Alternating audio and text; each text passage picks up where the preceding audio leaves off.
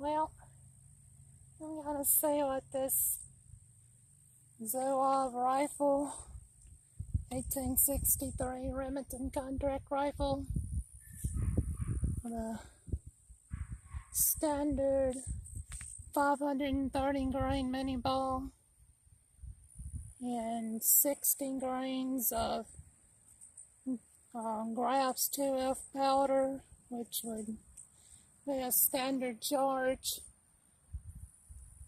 of the Civil War era. I do against that big old block of wood at 40 yards downrange. I got a feeling it's going to be a good show.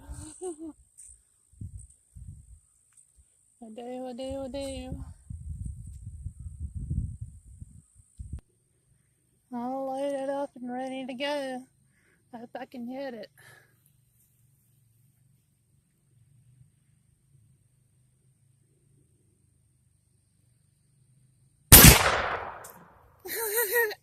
It split it in 2 halves.